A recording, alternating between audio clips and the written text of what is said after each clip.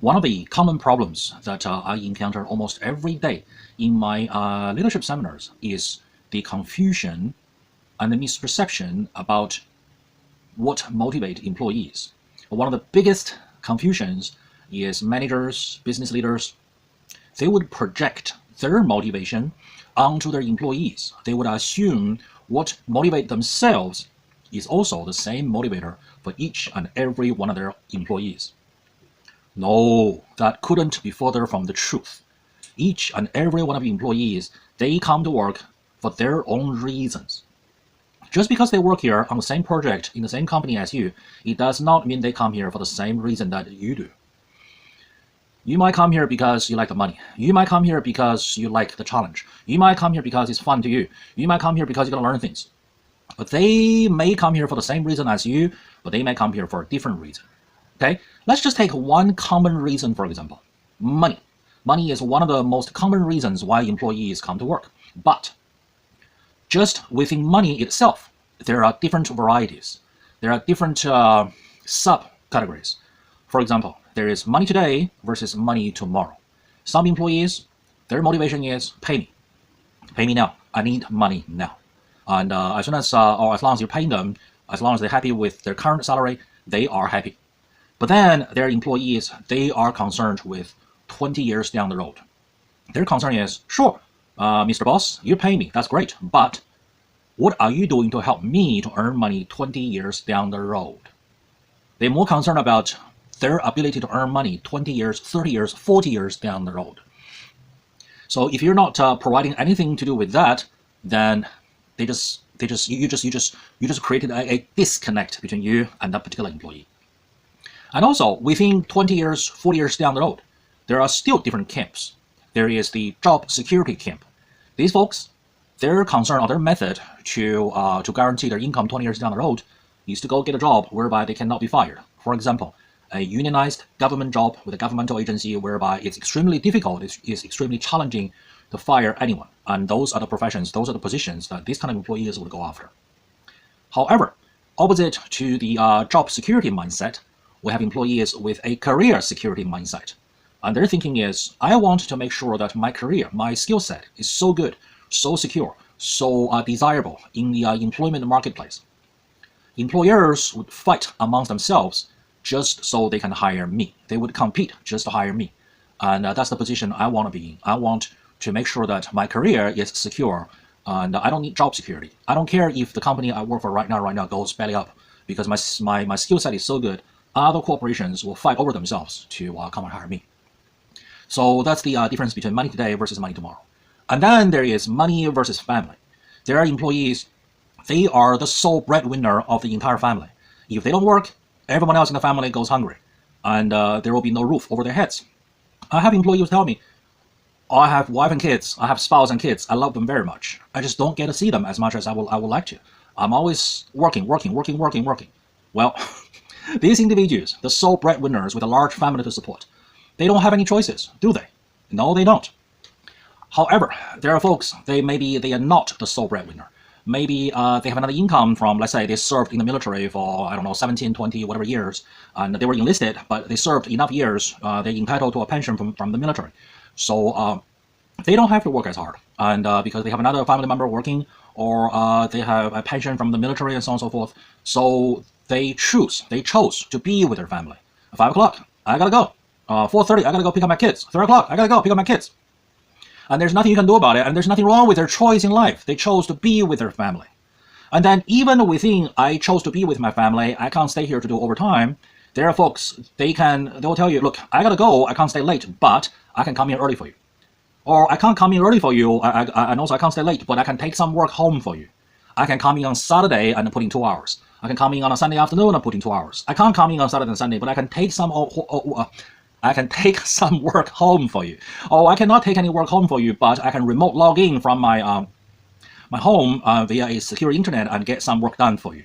So there are all kinds of situations. And then there is the, for example, the money versus meaningful work. What is meaningful to them, right?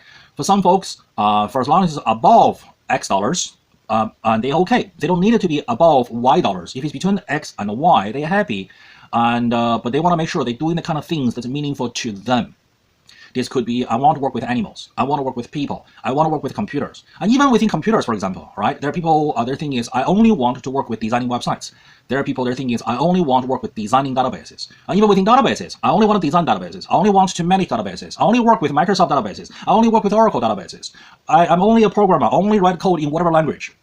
That's meaningful to me. I write code. Design a database, that's not meaningful to me. So everybody is uniquely different.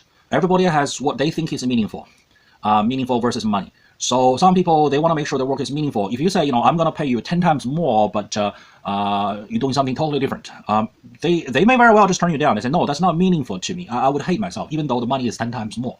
So you need to understand everybody is unique, their own unique motivation of why they come to here to work today. Not yesterday, not 20 years ago, not 20 years down the road. It's not the same. Everybody has a unique motivation. It's like 200 people on an airplane from, say, Los Angeles to New York. They are going to New York for 200 different reasons. Somebody might be going to New York for business. Somebody might came to Los Angeles for business and they're going back to New York. That's where they live. Some people might be going to New York for vacation. Some people might be going to New York to see a family member. You never know, right? And also the crew is going to New York for a totally different reason also. Some of them are just working. Some of them are also doing it for whatever, because they can take a one-week break in New York and they're gonna have some fun. So you never know. You never know. Everybody has their own unique, different reasons, right? You want to figure out the why, and you want to figure out the unique why. And quite often, it's a different why between the business owner, the employees, and then the customers. Let's just take a hotel, for example, okay? The fellow who built the hotel, who got the idea to build the hotel, he has his whys. And then the banker who lent him the money to build the hotel, they had a different why. Their why is to make money. And then the construction company who came here and actually designed and built the hotel, they had their own whys. And the construction workers who came here and built the hotel, they got their own whys. And then the employees who come here and work at this hotel, they have their own whys. And the people who come here and stay at this hotel, they have their own whys. For example, there are business travelers and then there are vacation travelers. You notice their attitude is totally different. You go to the hotel restaurant for, say, complimentary continental breakfast, right? Free breakfast. You will notice the difference between the business travelers and then the family vacation travelers. The business travelers are in a hurry, all right? Eat, get out of there. And the family vacation travelers, the family of four, oh, they take their sweet time. They are enjoying it. So even people here for breakfast, they are here for different reasons. So yeah, sure, you want to start with a why, right? But you need to realize everybody has their own unique, different, their own whys. And a big mistake on your part as the leader is to project your reason to come here to work, your reason to work so hard onto your employees, onto your entire team of employees. You need to take your sweet time and figure out what is the unique individual motivation for each and every of your team members. That's how you succeed. Otherwise, you will just create a great disconnect and you're going to tick your employees off because you're trying to motivate them using something that they don't care about. Or you completely fail to understand, to realize their concerns, their priorities, their cravings. All right? So that's how you succeed. That's how you create alliance between you and your employees. You want to start with a why, but you need to realize their why is highly likely different from your why, and it's highly likely different from the why of the business owner. All right. So what are your thoughts on this topic? And have you made the mistake of projecting your reason, your motivation onto one of the employees? Did it backfire on you? And what have you been doing? How have you been trying to figure out what is the unique motivation for each and every one of the employees? Well, leave them in the comment section below. In the meantime, if you need coaching, if you need corporate training, if you need business consulting, just send me an email and make sure you subscribe and also hit the like button. Also, share this video and all my other coaching videos with all your colleagues, your friends, people you are fighting the trenches together with, people you are learning together with. Help everyone to learn together. So also they understand your latest learning, your latest thinking, so they will be able to support you. If they don't understand your latest thinking, they might be confused and they might even go against you. All right? Also, make sure all of you guys hit the notification button. This way, every time I release a brand new coaching video, you guys will be the first batch to get notified and start learning right away and get ahead of the competition. All right? So until next time, keep on learning. Coach Michael Lin signing out.